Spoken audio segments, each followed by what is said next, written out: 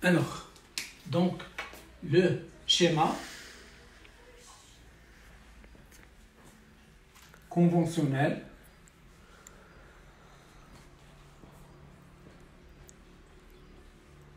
d'une pile. Donc, c'est une partie très importante. Donc, nous avons une pile formée par les deux couples. Donc, une pile formée par deux couples. Deux couples. Alors, OX 1, RED 1 et OX 2, RED 2. Bien sûr, dans le cas où les réducteurs sont à l'état solide. Donc ici, je vais donner dans le cas où les réducteurs sont à l'état solide. Donc, pour donner, donc je dois tracer en pointillé, droite parallèle. Voilà, notre droite ici. Voilà. Alors maintenant, je vais mettre à droite un couple, soit celui-là, soit celui-là. On le garde comme il est, c'est-à-dire OX 1, RED 1. Et dans l'autre, je vais mettre le deuxième couple, mais je dois permuter, c'est-à-dire au lieu d'écrire OX 2, RED 2, je vais écrire RED 2, OX 2.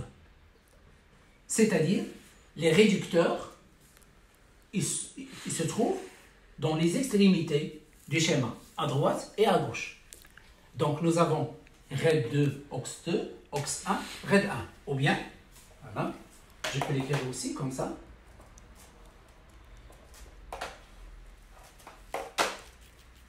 Voilà. Donc ici, OX 2, RED 1, RED 2, RED 2. Ici, je vais mettre RED 1, OX 1.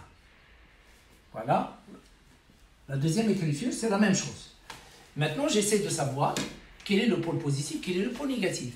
Si celui-là est le pôle positif, je vais mettre plus et là moins. Voilà. Si l'inverse, d'accord, je vais mettre ici moins et là plus. Donc RED 1, il y a plus, moins. Donc, je peux mettre le plus à droite ou à gauche, ça revient au même. Mais attention, il faut mettre le plus devant le réducteur qui joue le rôle du pôle positif. Si RED 1 qui joue le rôle positif, c'est plus là. Sinon, celui-là, c'est plus ici. Donc, nous avons plus, moins. Donc, maintenant, on va voir le cas de la pile CE de plus, CE. Alors, Z1 de plus, Z1. Alors, cette pile, la première pile que nous avons vue que le CU, c'est lui qui va jouer le rôle du pôle positif. Donc, et celui-là, il va jouer le rôle du pôle négatif. Donc, dans cette pile, je vais écrire le schéma conventionnel pour cette pile. Donc, je vais mettre ici, voilà. Donc, je vais mettre CE de plus ici. Donc, CE de plus, CE, S, AC. Et là, je vais mettre Zn, voilà, Zn de plus. Solide, solide, aqueux. Regardez les solides. Donc, alors, maintenant, on a déjà vu que le cuivre joue le rôle du pôle positif. Voilà, pôle positif. Et ça, c'est le pôle négatif. Moi, je préfère toujours donner le schéma conventionnel. Je la préfère toujours le négatif à gauche. C'est une préférence. Vous pouvez changer. Par exemple, vous pouvez mettre comme ça. Ça, si ça vous regarde, voilà. Mettre ici CU, CE de plus. Ici, Zn de plus, Zn. S, S. Alors ça, c'est moins. Et ça, c'est plus. Donc, cette écriture, c'est la même que celle-là. Mais, donc là, j'ai permuté les couples. Donc, le plus toujours avec le cuivre. Le plus toujours avec le cuivre. Seulement, bon, pour moi, je préfère mettre le moins à gauche, d'accord? C'est-à-dire, et le plus à droite. Pourquoi? Parce que, pour écrire les équations, parfois, lorsque je vous donne le schéma conventionnel, c'est comme si je vous ai donné les deux équations d'oxydoréduction. Comment on écrit les équations d'oxydoréduction? Zn dans Zn de plus. Zn dans Zn de plus. Plus 2 électrons. Zn dans Zn de plus. Plus 2 électrons. Ce de plus dans Ce de plus. Plus 2 électrons dans Ce. Voilà l'objectif de mettre le moins à gauche. Lorsqu'on veut écrire les équations d'oxyde de réduction, alors j'aurai pas de problème. Le passage Zn, c'est le réactif, ça c'est le produit, ça c'est le réactif, et ça c'est le produit. Alors, je peux automatiquement déduire l'équation bilan.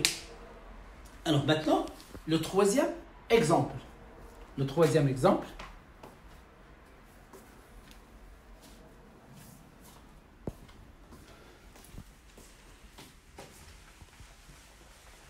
Le deuxième exemple, c'est la pile argent-cuivre. La pile Ag+, Ag,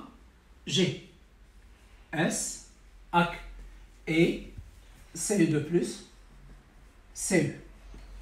Donc, je vais mettre, voilà. Donc, je vais mettre ici Ag+,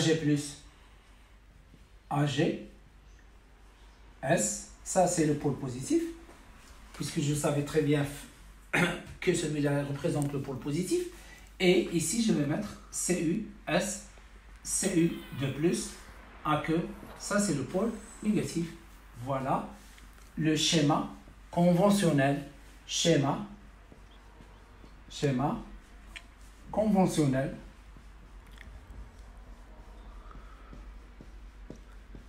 Le schéma conventionnel.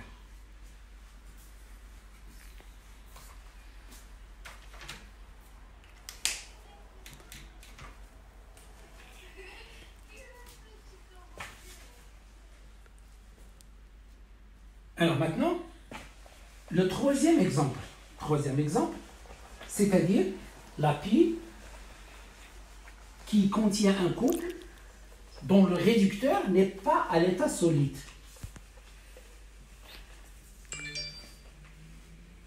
N'est pas à l'état solide. Donc, nous avons la pile Ag plus Ag, S, AQ, et l'autre c'est Fe3 plus FE. Fe2 plus. AQ.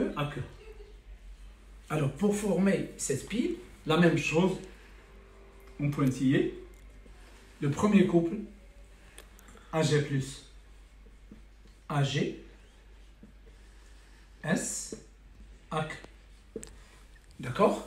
Alors, le deuxième couple, inversé, c'est Fe, 3 plus, AQ, Fe, 2 plus, AQ, et vous ajoutez ici platine, pôle négatif. Et ici, pôle positif. C'est-à-dire, vous ajoutez ici, si vous avez platine, vous mettez ici platine. Si vous avez graphite, vous mettez C. Le graphite, c'est du carbone. Le graphite, c'est du carbone. Donc, voilà la pile dont l'un des réducteurs, les réducteurs, n'est pas à l'état solide. N'est pas à l'état solide.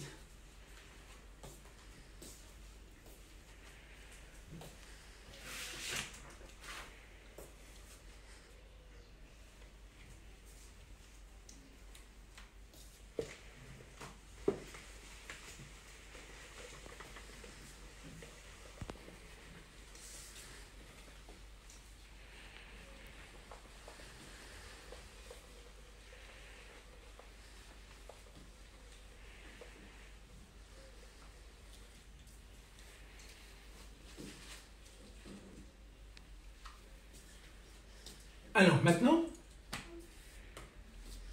la relation entre la quantité de matière, d'électrons, et intensité du courant électrique. La quantité de matière,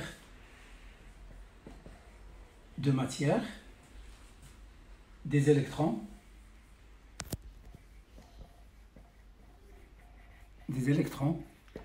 et l'intensité du courant électrique. Courant électrique.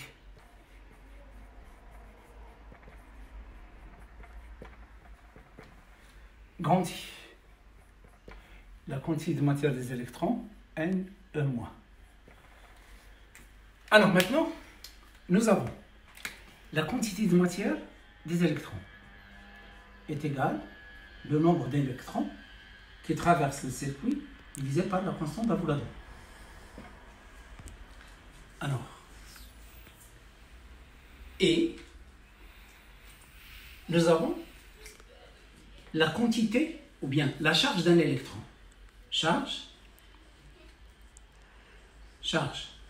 d'un électron,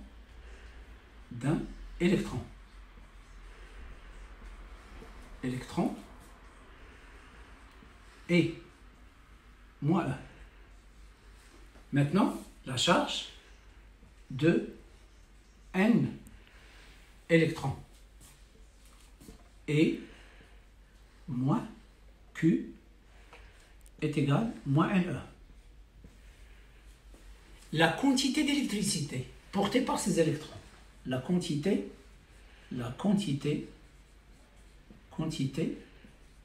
d'électricité,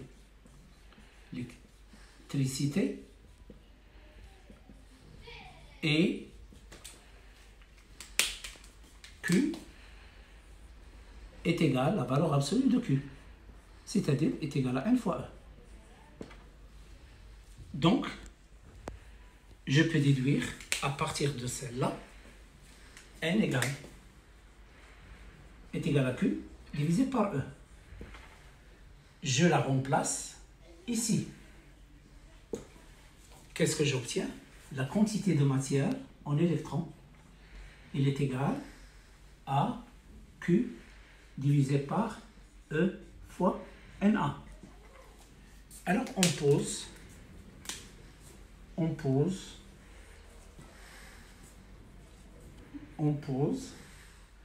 deux points.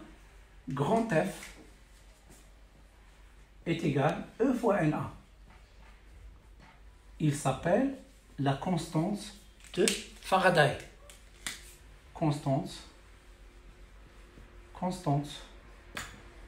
de Faraday.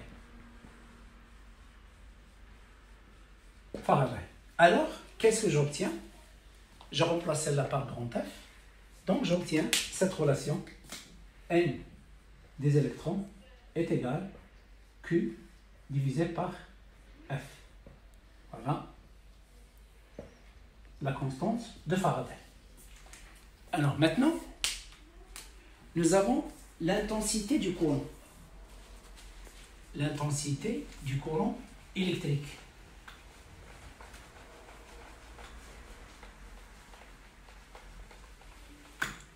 Alors, l'intensité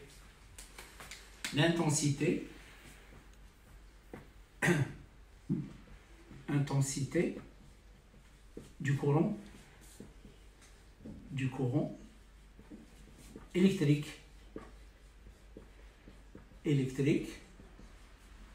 continu.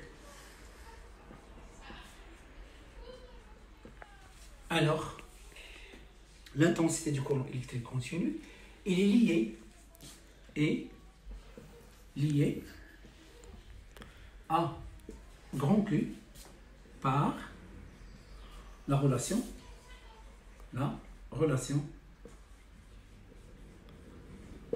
grand I est égal à Q sur delta T. C'est-à-dire que grand Q est égal à I fois delta T. Avec delta T, c'est la durée du passage du courant. Donc, conclusion.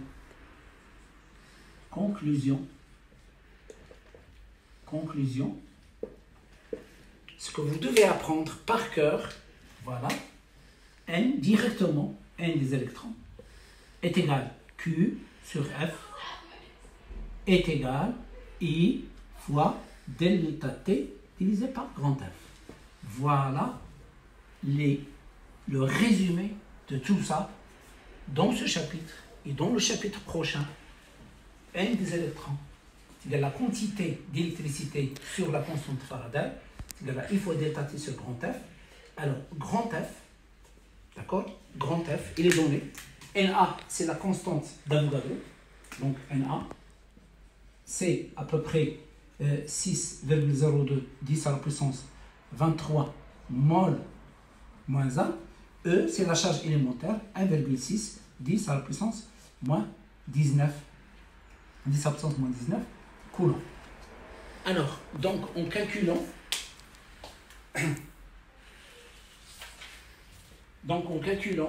la valeur de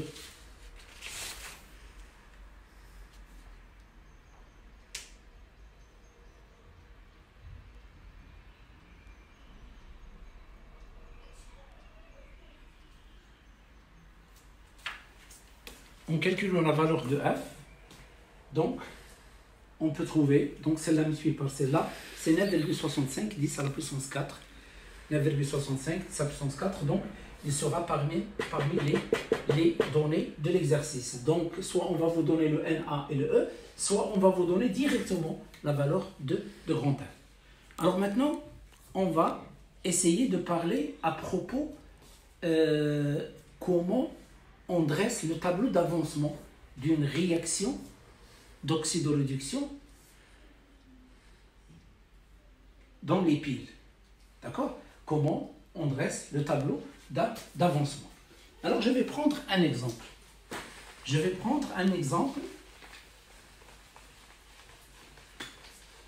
D'une pile. Donc, nous avons une pile formée par les deux couples Al3+, Al. Alors, et Ce2+, Ce, S, AC, S, AC. Donc, nous avons cette pile. Je vous donne ici, par exemple, je vous donne le schéma conventionnel. Voilà, le schéma conventionnel. Voilà, Ce2+, Cu, S, je vais mettre ici plus, et là, Al, Al3+, Al3+, AQ, S, et ça c'est moins. Donc, voilà les données. Alors, donc, cette pile, il est formée par, nous avons une solution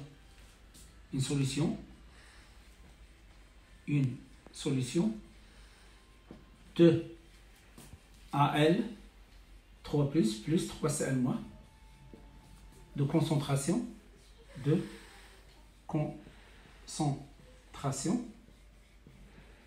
C1 et une solution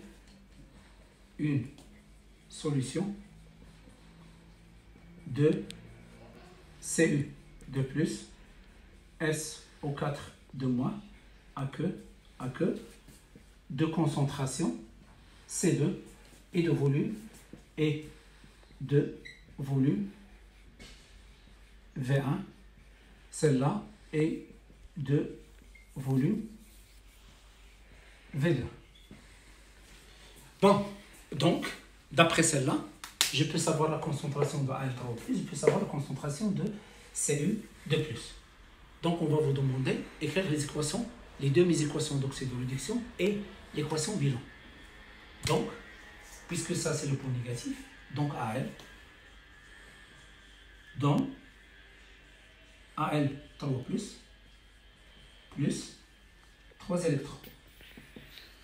Alors, Cu de plus 2 électrons, donc Cu, S, AC, S. Donc ici, nous avons le nombre d'électrons, c'est 3. Et le nombre d'électrons ici, c'est combien? C'est aussi 2. Donc on doit équilibrer. Donc on doit multiplier celle-là par 2 et celle-là par 3. Donc, qu'est-ce que j'aurai? Donc, j'aurai 2 Al, 2 flèches, 2 Al3+, plus 6 électrons. et là, donc AQ, solide, ici, 3 Cu de plus 6 électrons, donne Cu, 3 Cu, S, AQ. Alors, maintenant, avant de déduire l'équation bilan, fait la somme, d'après celle-là, je peux déduire la quantité de matière en électrons, c'est 6x. Voilà. La quantité de matière des électrons, c'est 6x. Après avoir équilibré les deux. Alors, supposons, vous avez les deux équations. Par exemple, vous avez Zn. Alors, dans Zn de plus 2 électrons, plus 2 électrons. Et ici, vous avez Cu de plus 2 électrons dans Cu. D'accord? Donc, nous avons ici, vous avez une pile qui est formée par le zinc et le cuivre. Donc, et nous avons ces deux équations. Donc, celle-là, c'est une oxydation. Celle-là, c'est une réduction. Donc, d'après celle-là, les électrons, ils sont équilibrés. Les électrons, ici, ils sont équilibrés. Donc, N, quantité de matière d'électrons, est égale à 2x. Alors, supposons maintenant, vous avez Al dans Al 3 plus 3 électrons, et vous avez Ag plus E moins dans Ag, d'accord? Donc AQ S. Donc pour équilibrer celle-là, nous avons ici 3, nous avons ici 1, donc on doit multiplier ici par 3. Donc j'aurai ici 3 électrons. Donc d'après celle-là, n des électrons est égal à 3x. Donc ça, comment on peut déduire? Je vous ai donné d'autres exemples en plus que ça. Donc une fois vous avez les deux équations, une fois vous équilibrez les équations, vous déduisez la quantité de matière des électrons, 2x, la quantité de matière des électrons est égale à 3x. Alors, maintenant, je vais effacer ces exemples. Donc, la suite, je vais écrire l'équation bilan de cette réaction. L'équation bilan de cette réaction. Donc, l'équation bilan est la suivante. Donc, j'efface tout ça aussi. Alors, l'équation bilan, donc on fait la somme. Celle-là plus celle-là. Donc, on va simplifier les électrons. Alors, qu'est-ce que j'obtiens? J'obtiens 2Al plus 3Cu de plus, AC, dans, alors, 2Al 3 plus, 2Al 3 plus 3Cu. 3Cu, S, AQ, S. Alors, maintenant, parfois, dans certains exercices, on va vous proposer l'équation bilan. C'est-à-dire, parfois, dans certains exercices, je vais vous donner par exemple l'équation bilan suivante. 2Al 3 plus, donc plus 3Cu, comme ça, et je vais mettre ici 1, je vais mettre ici 2, et 2Al plus 3Cu de plus AQ. Et on va vous donner le K, la constante d'équilibre, pour cette équation. K est égal à 10 à la puissance moins 30, par exemple. D'accord? Et on va vous demander quel est le sens d'évolution de la réaction. Alors, quel est le sens d'évolution de la réaction? Ou même parfois, on va vous aider. Calculer QR initial. QR initial est égal à la concentration de Cu de plus initial à la puissance 3. D'accord? Puisque nous avons ici 3. Ça, c'est un solide. On considère que sa concentration comme s'il est égal à 1. Donc, on enlève les solides. D'accord? Ça, c'est un solide. Donc, AQ divisé par la concentration de AL3 3 plus à la puissance, ici nous avons 2, initial 2. Alors, la concentration, vous calculez QR initial. Alors, vous calculez QR initial et vous remplacez, bien sûr, vous avez la première solution, celle-là c'est C1, d'accord, C1 au carré, et là c'est C2 à la puissance 3. Vous calculez celle-là, d'accord, vous allez trouver par exemple 0,04, par exemple, voilà, 0,04. Alors, qu'est-ce que vous allez dire? Vous allez la comparer avec K. Donc, vous avez QR initial est supérieur à K. Donc, puisque QR initial est supérieur à K, alors, le système évolue dans le sens inverse, c'est-à-dire le sens 2. Si QR initial est supérieur à K, il évolue dans le sens 2. Si QR initial, vous avez trouvé QR initial, si QR initial est inférieur à K, alors le système évolue dans le sens 1. Donc la réaction est dans le sens 1.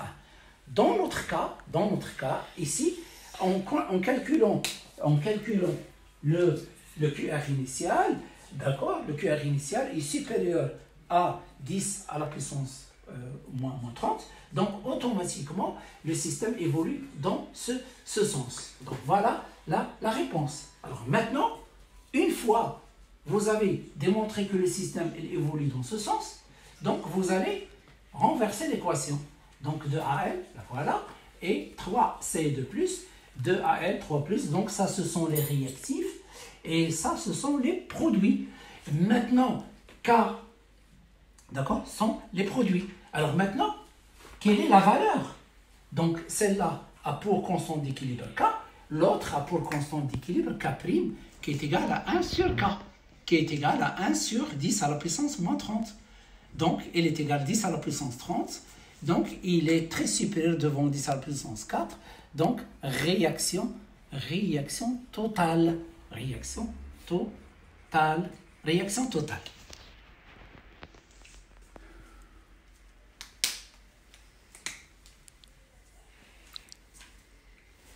Alors, maintenant, je reprends. Donc ça, c'est une question que vous allez rencontrer. Calcul de QR initial.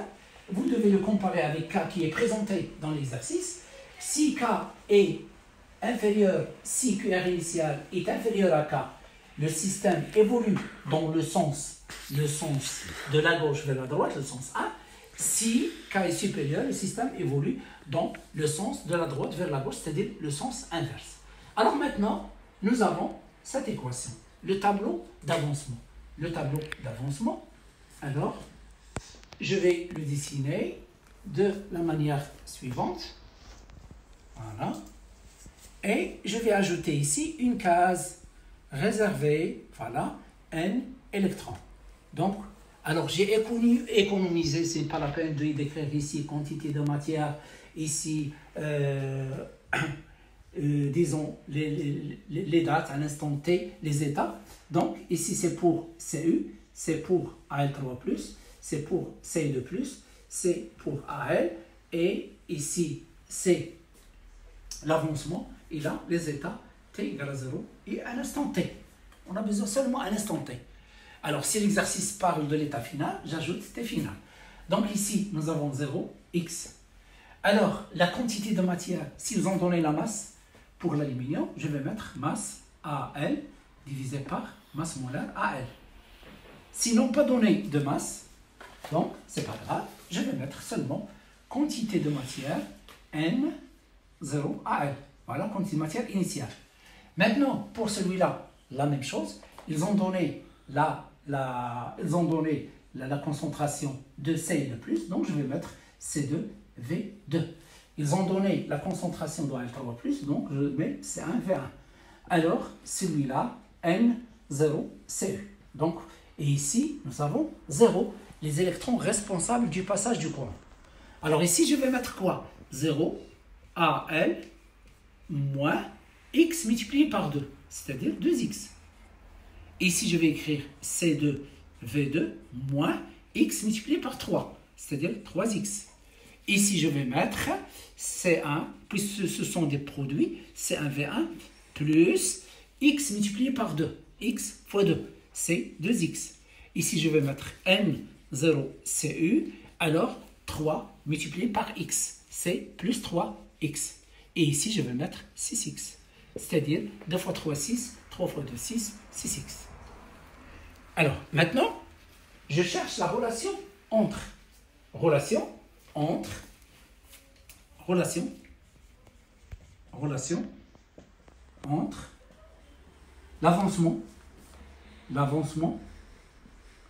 l'avancement x, i, delta t et grand F. Alors, nous avons la quantité de matière des électrons. D'après le tableau, c'est 6x. Et la quantité de matière des électrons, elle est égale Q sur F, est égale I fois delta T sur grand F. Il faut des nanots. Vous devez les apprendre par cœur. Alors maintenant, je remplace 6x est égal I fois delta T divisé par grand F. Je cherche le x. Dans ce cas-là, x est égal I fois delta T divisé par 6F. Ben voilà. Alors, maintenant, ils vont me demander de déterminer la relation entre, c'est-à-dire l'expression pression de delta M à L et ou bien les expressions de delta M à L et delta M CU, les variations de masse. Donc, nous avons la quantité de matière de AL, un instant T. La quantité de matière de AL, un instant T, est égale à N0 AL moins 2x. 2x. Je déplace ça ici, ça N AL moins N0 AL est égal à moins 2x. N final moins N initial, ça c'est delta N à L. Il est égal à moins 2x. Alors, donc, je remplace. Delta N, c'est quoi? Puisque nous avons N est égal à la masse sur la masse molaire, donc automatiquement, delta N est égal à delta M sur la masse molaire. Donc ici, j'aurai delta N à L divisé par la masse molaire à L est égal à moins 2x. Est égal à moins 2. Je remplace. I delta T divisé par 6F. 6F. Je simplifie, ça reste 3. Donc, delta M à L, delta M à L, il est égal à moins I fois delta T divisé par 3F fois la masse molaire de AL.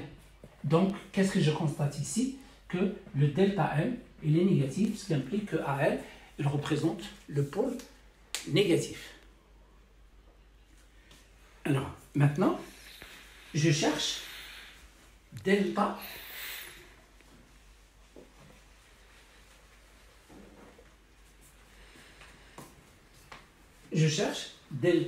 MCU. Alors, nous avons la quantité de matière, voilà, la quantité de matière de CU. Il est égal, la quantité de matière de CU, donc j'efface cela, je n'ai pas besoin. Donc, la quantité de matière de CU, elle est égale, d'après le tableau d'avancement, c'est celle-là. C'est-à-dire, c'est C2, V2, moins 3x. D'accord? Pardon. C'est la quantité de matière de CE de plus. La quantité de matière de CE, c'est celle-là. Voilà. C'est N0 CU, alors plus 3x. Je déplace celle-là à gauche. Donc NCU moins N0CU, il est égal à 3x. Celle-là, c'est delta NCU est égal à 3x. Je remplace ça, c'est delta NCU sur grand MCU est égal à 3x. Je remplace le x. Donc, je remplace le x. Donc, delta M CU sur grand M CU est égal à 3 fois I fois delta T divisé par 6F. Je simplifie. Donc, delta MCU, delta MCU, elle est égale à I fois delta T divisé par 3F fois la masse molaire de CU. Voilà. Pardon, ici c'est 2. 3, 6, c'est 2. Donc vous voyez ici, là il y a le coefficient 3, ici il y a le coefficient 2. Comment il est positif, donc il joue le rôle du pôle positif. Alors maintenant, si on vous demande de trouver la concentration des ions Cu2+, la concentration des ions Cu2+, la concentration des ions Cu2+, la concentration des ions Cu2+. Alors, la concentration des ions Cu2+, donc on cherche la concentration des ions Cu2+ en fonction du temps T. Alors, 2 points. Donc, nous avons la quantité de matière de Cu2+. Il est égal à la quantité de matière de Cu2+, c'est celle-là. C'est C2, V2, moins 3X. La concentration de Cu2+ est égale à la quantité de matière de Cu2+ divisé par son volume. Le volume, c'est V2. D'accord? Puisque ici, nous n'avons pas de mélange. Nous avons 2 béchers qui ont 2 volumes ici, l'un V1, l'autre V2.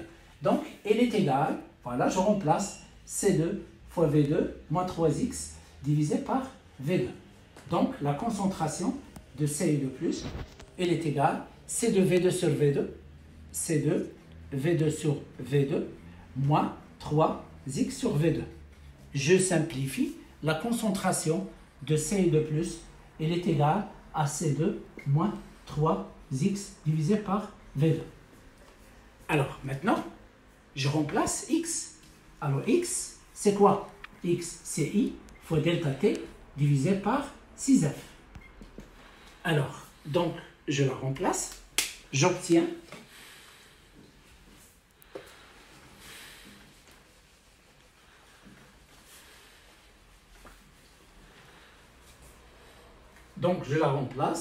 j'obtiens la concentration de Cu2+, il est égal à C2 moins 3 divisé par V2 multiplié par I fois delta T divisé par 6F. Je simplifie 3, il reste ici 2. Donc, ça donne C2, alors moins I fois delta T divisé par V2 fois F. V2 fois grand F. Alors, sachant que delta T est égal à T moins T0. Et T0, il est égal à 0. Donc, il est égal à T. Donc, je peux la remplacer. Donc, j'obtiens la concentration de Cu2+, un instant T, est égal à C2 moins I divisé par V2 fois grand F, le tout multiplié par T. Alors, maintenant, ici, on a trouvé la concentration de Cu2+ sous forme de AT plus B. Donc, la relation, si je représente Cu2+ par, si je représente graphiquement, donc ici, graphiquement,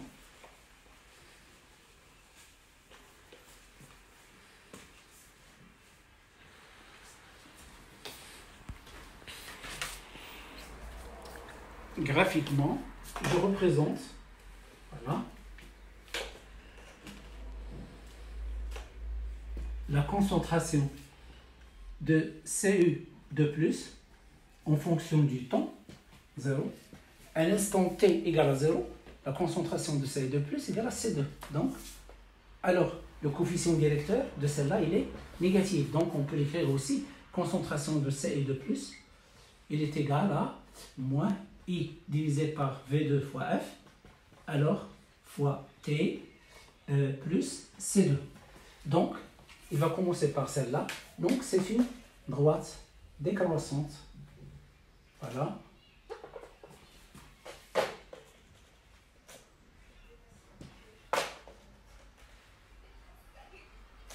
Donc, ça représente quoi? Ça, c'est la concentration de Cu2+ initiale qui est égale à C2. Alors maintenant, ça, c'est T final. T final, c'est l'instant de l'épuisement de la pile. C'est l'instant de l'épuisement de la pile, c'est-à-dire lorsque Cu2+ est un réactif, on l'appelle le réactif qui va disparaître totalement. Qui va disparaître totalement. À quel instant s'arrête la pile de fonctionner? Là, la voilà. Alors, calculer, c'est-à-dire cet instant, d'accord?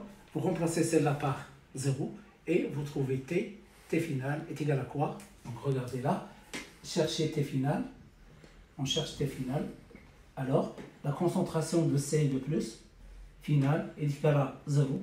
Donc, qu'est-ce que j'aurai? J'aurai moins I divisé par 2V divisé par, on a oublié le 2, je crois. Oui, on a oublié ici le 2. 3, 2, ici 1, 2, voilà. Le 2, 3 divisé par 6, ça donne 2. Donc, en la remplaçant ici, donc ici nous avons 1, 2, voilà. Et ici, nous avons 1, 2, voilà, 2. Donc, 6 avec 3, 2. Donc, on aura 2V2 fois grand F, alors fois T, plus C2 est égal à 0. Vous trouvez T final est égal à C2 fois 2 fois V2 fois grand F divisé par I. Donc, T final est égal à C2 multiplié par 2F multiplié par C2 fois 2 V2 F divisé par grand I. Voilà l'expression de T final. Donc, c'est la fin du cours. Pardon, on a le retard et le problème de connexion. Je sais qu'on a des informations. Si vous avez des questions à poser, vous pouvez les envoyer par email ou bien sur le groupe. Et quand on force, c'est qu'on a des informations. Donc, le chapitre prochain, ce sera le chapitre c'est-à-dire l'électrolyse.